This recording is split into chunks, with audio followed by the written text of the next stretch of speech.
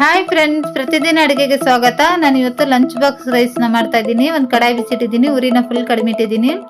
ಒಂದು 2 table spoon ಅಷ್ಟು ಶೇಂಗಾ ಬೀಜ, 1 ಟೀ ಸ್ಪೂನ್ ಕಡಲೆಬೇಳೆ, 1 ಟೀ ಸ್ಪೂನ್ ಉದ್ದಿನಬೇಳೆ, 1 ಟೀ ಸ್ಪೂನ್ ಧನಿಯಾಕಾಳನ್ನ ಹಾಕಿ ಸ್ವಲ್ಪ ಲೈಟಾಗಿ ಕಲರ್ ಚೇಂಜ್ ಆಗೋವರೆಗೂ ರೋಸ್ಟ್ ಮಾಡ್ಕೊಳ್ಳಿ. ಡ್ರೈ ರೋಸ್ಟ್ ಮಾಡಿದ್ದೀನಿ. 3 ಇಂದ 4 ಒಣಮೆಣಸಿನಕಾಯಿ ಹಾಕಿ 1 ಟೇಬಲ್ ಸ್ಪೂನ್ ಎಳ್ಳು, 1 ಟೀ ಸ್ಪೂನ್ ಜೀರಿಗೆನ ಹಾಕಿ 1-2 ನಿಮಿಷ ಡ್ರೈ ರೋಸ್ಟ್ ಮಾಡ್ಕೊಳ್ಳಿ. ಚೆನ್ನಾಗಿ ಎಲ್ಲ ಕಲರ್ ಚೇಂಜ್ ಆಗಬೇಕು. ನೋಡಿ, ಈ ಥರ ಕಲರ್ ಚೇಂಜ್ ಆದ ನಂತರ ಒಂದು ಸ್ವಲ್ಪ ಹುಣಸೆಹಣ್ಣು ಹಾಕಿ ಇದು ಕೂಡ 1 ನಿಮಿಷ ರೋಸ್ಟ್ ಮಾಡಿ ಗ್ಯಾಸ್ನ ಆಫ್ ಮಾಡಿ ಒಂದು ಪ್ಲೇಟ್ನಲ್ಲಿ ತೆಗೆದುಬಿಡಿ. ತಣ್ಣಗಾದ ನಂತರ ಒಂದು ಜಾರ್ನಲ್ಲಿ ಹಾಕ್ಕೊಂಡು ನೈಸಾಗಿ ಪೌಡ್ರ್ ಮಾಡ್ಕೊಳ್ಳಿ.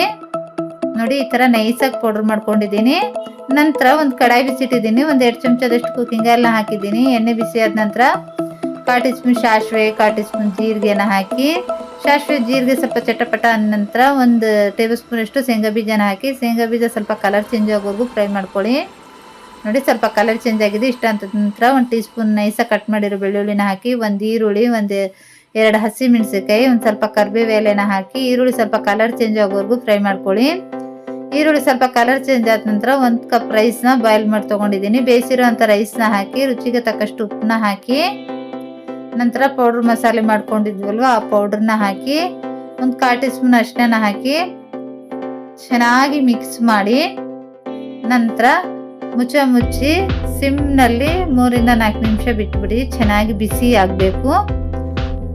ಚೆನ್ನಾಗಿ ಬಿಸಿ ಆದರೆ ಟೇಸ್ಟ್ ಚೆನ್ನಾಗಿ ಬರುತ್ತೆ.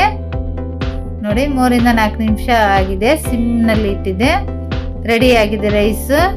ತುಂಬಾ ಈಸಿಯಾಗಿ ಮಾಡ್ಬೋದು. ತುಂಬಾ ರುಚಿಯಾಗಿರುವಂಥ ಈ ಲಂಚ್ ಬಾಕ್ಸ್ ರೈಸ್ನ ಖಂಡಿತ ಟ್ರೈ ಮಾಡಿ. ಈ ರೆಸಿಪಿ ಇಷ್ಟವಾದರೆ ಲೈಕ್ ಮಾಡಿ, ಶೇರ್ ಮಾಡಿ.